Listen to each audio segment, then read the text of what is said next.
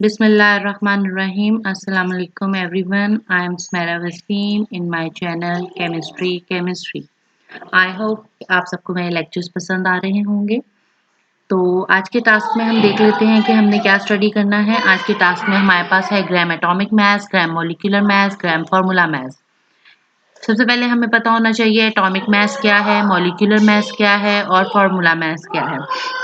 तो सबसे पहले हम एटॉमिक मास को देख लेते हैं। एटॉमिक मास हमारे पास it's a number of protons, it's a number of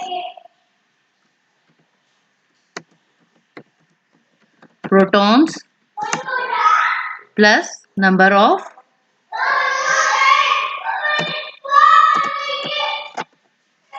आपके पास ये हो जाएंगे number of proton plus number of neutrons.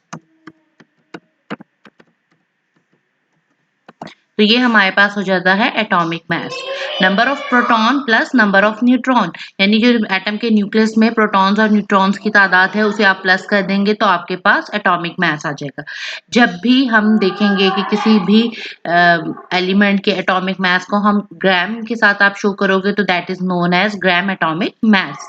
फिर मॉलिक्यूलर मास में आ जाओ। मॉलिक्यूलर मास आपके पास क्या है? मॉलिक्यूलर मास है आपके पास sum of the atomic masses of atoms in a molecule। आप उसे क्या कहोगे? It's a sum of atomic masses। और कौन से atomic masses का sum? जो atoms मौजूद हैं in a molecule of atoms in a molecule। किसी भी substance के molecule में जो आपके पास एटम्स हैं उनके एटॉमिक मासेस को आप आपस में सम कर दोगे तो that is the molecular mass. तो जब आप मॉलिक्यूलर मास को ग्राम में एक्सप्रेस करोगे तो that is known as gram molecular mass. इसी तरह जब आप फार्मूला मास पे आ जाते हो तो फार्मूला मास भी हमारे पास क्या होता है? Sum of the atomic masses of atoms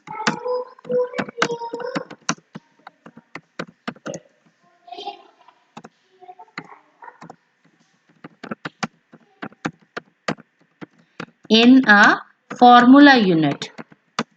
किसी भी फार्मूला यूनिट में जितने भी एटम्स मौजूद हैं उनके एटॉमिक मासेस को सम कर दोगे तो आपके पास फार्मूला मास निकल आएगा।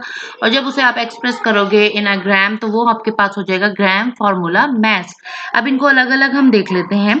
सबसे पहले हमारे पास आ जाता है ग्राम एटॉमिक मास। तो when you express the atomic mass in a gram it is known as gram atomic mass. जैसे कि कार्बन का एटॉमिक मास है 12, आप उसके साथ ग्राम लगाएंगे तो इट्स अ 12 ग्राम, ये इसका ग्राम एटॉमिक मास हो जाएगा। ऑक्सीजन का आपके पास एटॉमिक मास है 16, इसको ग्राम में एक्सप्रेस करेंगे तो ये हो जाएगा ग्राम एटॉमिक मास। सोडियम आपके पास 23 इसका एटॉमिक मास है, जब आप ग्राम के साथ एक्सप्रेस करेंगे तो ग्राम एटॉमिक मास। अब आप आ जाओ मॉलिक्यूलर मास। अब आपको मॉलिक्यूलर मास का पता है, sum of the atomic masses of atoms in a molecule. तो उसको जब आप ग्राम में शो करोगे तो it's a gram molecular mass. When molecular mass express in a gram is known as gram atomic mass. Water का आप निकालते हो मॉलिक्यूलर मास 18 निकलता है, ग्राम के साथ लगाओगे तो ग्राम मॉलिक्यूलर मास।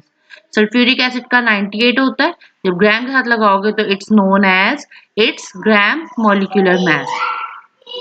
नेक्स्ट में आपके पास है last point gram formula mass.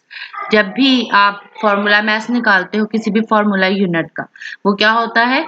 The sum of the atomic masses of atoms in a formula unit. किसी भी फार्मूला यूनिट में जितने भी एटम्स हैं उनके एटॉमिक मासेस को प्लस कर दें तो फार्मूला मास निकल आता है।